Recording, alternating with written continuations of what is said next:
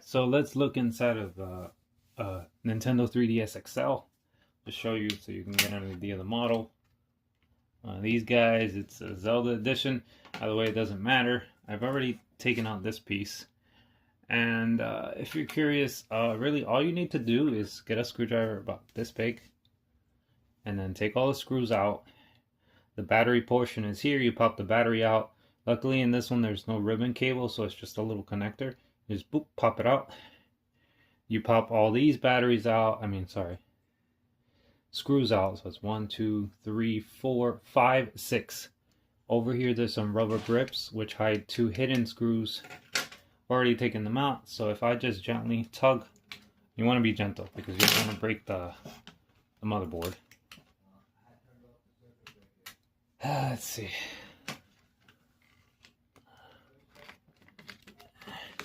I just kind of pop this out. And the reason for this, well, okay, this one's a little tricky because there is something connecting it to the top here. Alright, so I didn't want to take off this whole faceplate completely.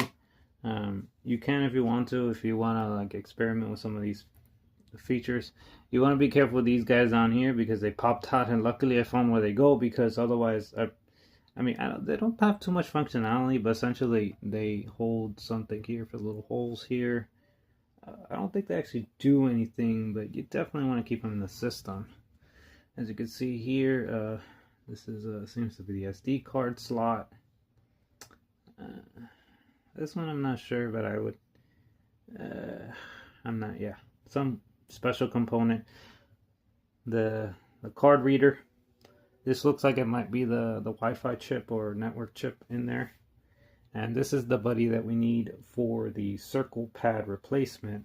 So that one's going to be fun. Got to take 2 screws out. You want to be gentle with this. I have messed up projects before because I wasn't too gentle.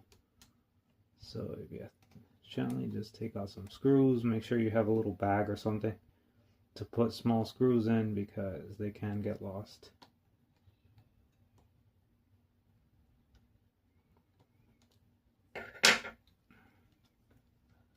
And I'm going to get my little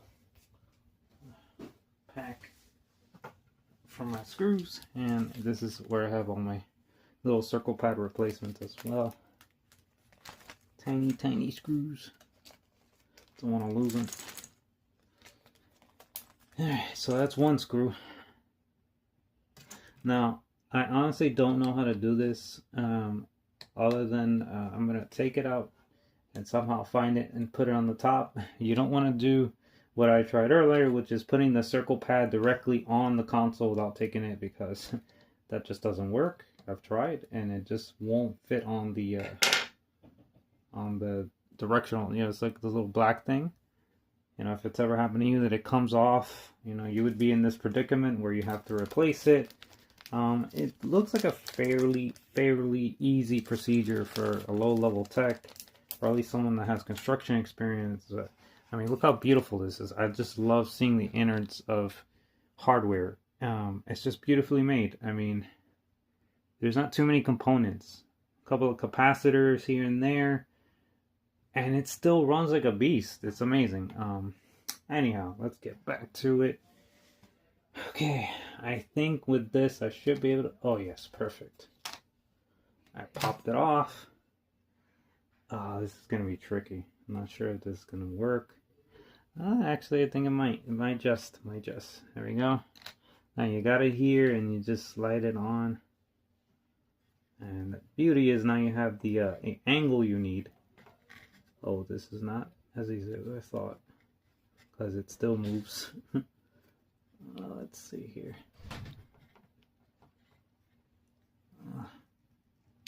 This is still not fun. Yeah, again, I really haven't done this before, so I'm kind of just trying. But you literally, even if you watch a video, you gotta kind of learn how to do it. And yeah, this is just interesting. Oh boy. Oh no. You see? It came right off. I hope that comes back. I hope I can put it back.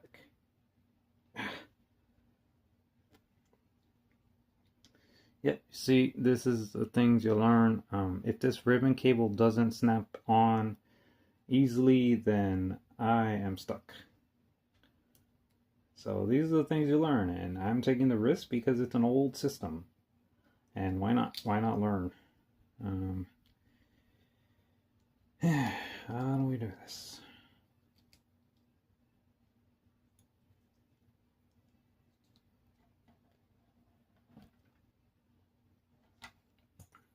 All right, so the good news is most of the parts are put together. The bad news is hopefully this works.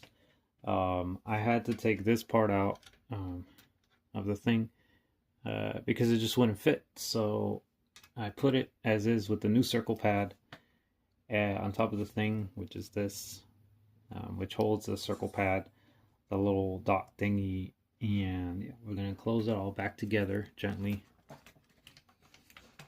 The screws back in.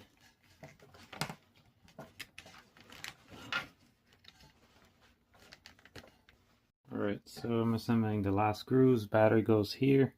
Not much to the battery because it's pretty easy since it doesn't have a ribbon cable that you have to slide it to. Alright, let's see here. This one.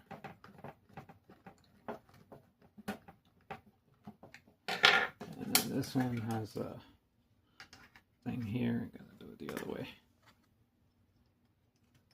With a fancy little logo thingy goes. Snap it on. Get it put it down like this. Beautiful Nintendo 3D XL logo on the back goes. And then we'll do our test. See if I passed or failed the fix circle pad test. This is not how I want it. Oh boy. Didn't put this component right. Well, that's fine. I'll leave it there for now. Let's see. Circle pad kind of feels like it works. Let's test functionality. It's not in the best place. Alright, so yeah, it's not exactly ideal. You can see the way it swivels, but at least it's in place. So now let's actually test the functionality.